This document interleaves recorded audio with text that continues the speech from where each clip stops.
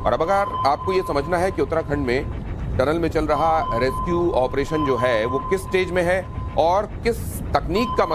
की मदद ली जा रही है, तो आप यहाँ उसको समझ सकते हैं। यहाँ जो आप देख रहे हैं ये GPR है, ग्राउंड पेनिट्रेटिंग रेडार। इसमें जो ये वेव्स आप निकलते हुए देख रहे हैं ये है सोनार वेव्स, और ये जो सामने आप देख रहे हैं जिस तरफ ये सोनार वेव्स जा रही हैं ये है मलबा। मलबे में से जब ये सोनार वेव्स जाती हैं और वापस लौट कर आती हैं तो GPR को ये पता चल जाता है कि सामने कोई धातु का टुकड़ा, कोई लोहा है कि नहीं है। सामान्य ये मलबा है या इसमें कुछ मेटेलिक पीसेस भी पड़े हुए हैं, कुछ धातु के टुकड़े भी पड़े हुए हैं, क्योंकि पहले यही देखा गया कि ऑगर मशीन जब ड्रिल करते हुए सामने जा रही थी तो उसको आगे रॉड और धातु के टुकड़े मिले, और क्योंकि वो धातु के टुकड़े उसमें लिपट गए, उसका जो उसका ड्रिल करने वाला उसका जो औजार था उसमें, और इस वजह से वो आगे ड्रिल नहीं कर पाई। और क्योंकि उस समय वो पूरे वेग के साथ अंदर जा रही थी और उसका वो वेग धातु के टुकड़े में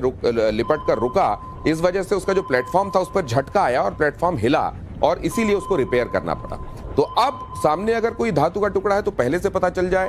मशीन वहां न लगाकर मैनुअली उस जगह को खोदकर और उस जगह से वो धातु के टुकड़े गैस कटर से काटकर निकाल दिए जाएं, इसलिए इस GPR की मदद ली जा रही है। अब ये GPR क्या करेगा, ये GPR एक बार में 5 मीटर तक देख लेता है कि सामने कोई धातु का टुकड़ा है कि नहीं। तो 5 मीटर तक देख लेने के बाद उस 5 मीटर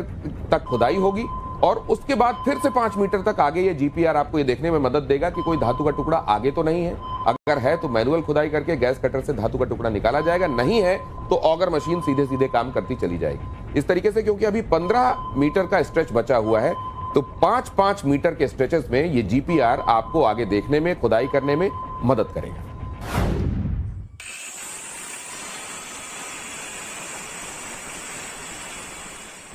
और GPR की मदद से जो काम किया जाने वाला है, अब वो यहां पर आपको मैं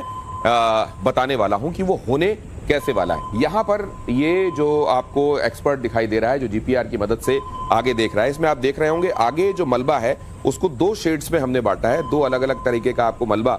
इसलिए ताकि वो 5-5 मीटर की गहराई में आपको समझने में मदद मिले। तो पहले 5 मीटर की गहराई तक ये सोनार वेव्स जाकर आती हैं वापस और ये बता देती हैं कि यहाँ पर कोई लोहे का टुकड़ा या कोई मेटल तो नहीं है। उसके बाद जब यहां तक खुदाई हो जाएगी तो उसके अगले 5 मीटर जो आपको थोड़ा सा गाढ़ा ब्राउन हिस्सा दिख रहा है, डार्क ब्राउन हिस्सा दिख रहा है, गाढ़ा भूरा हिस्सा दिख रहा है, फिर वो 5 मीटर बचेगा। तो मतलब यहां तक खुदाई हो जाने के बाद जो पहले 5 मीटर जो लाइट शेड आपको दिखाई दे रहा है, वहां तक जब काम हो गया तो ये GPR और आगे बढ़ेगा, और GPR के आगे बढ़ जाने के बाद वहां उस अगले 5 मीटर को देखा जाएगा। इस तरीके से 15 मीटर का काम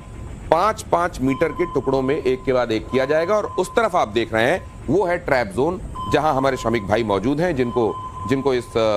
मलबे के पूरी तरह हटने, पाइप के वहां तक पहुंचने का इंतजार है। और जैसे ही एक बार ये हो जाएगा, मैंने आपको बताया हुआ है कि फिर उसके बाद उस पाइप में स्ट्रेचर जिसमें नीचे पहिए लगे होंगे, उस स्ट्रेचर से